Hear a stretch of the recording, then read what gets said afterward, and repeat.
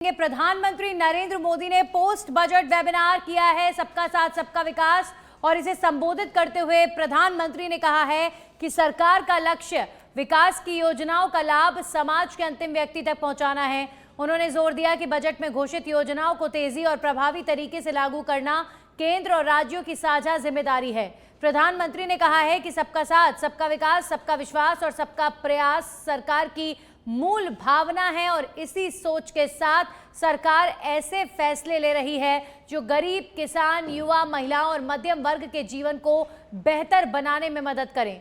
उन्होंने कहा कि हाल ही में बजट में देश के बुनियादी ढांचे, नवाचार, रोजगार और सामाजिक सुरक्षा को मजबूत करने पर विशेष ध्यान दिया गया है। सरकार का प्रयास है कि विकास के नए अवसर पैदा हों और भारत की अर्थव्यवस्था को और अधिक मजबूत बनाया जाए।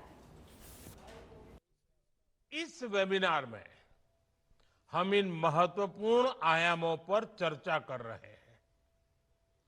बजट घोषणाओं के इंप्लीमेंटेशन के लिए इन विषयों से जुड़े सभी एक्सपर्ट्स, पॉलिसी मेकर्स और स्कॉलर्स, एंटरप्रेन्योर्स और मेरे युवा साथी, आप सभी के विचार और सुझाव बहुत अहम है।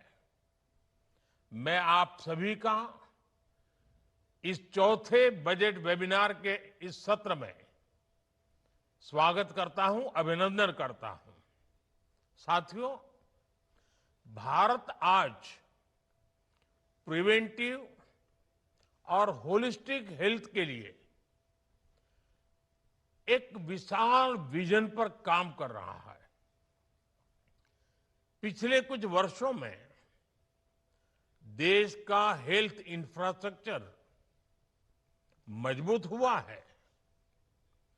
सैकड़ों जिलों में नए नए मेडिकल कॉलेज खुल गए हैं।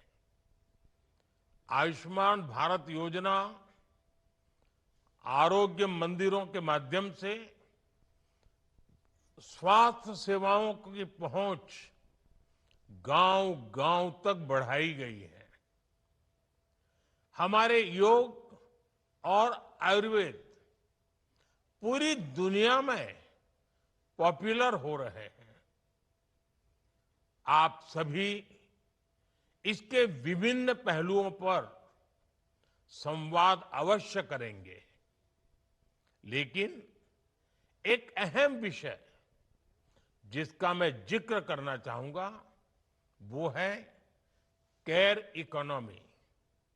आने वाले दशक में देश में सीनियर सिटीजन्स की संख्या तेजी से बढ़ेगी। इसके अलावा आज वर्तमान में दुनिया के कई देशों में केयर गिवर्स की भारी मांग है।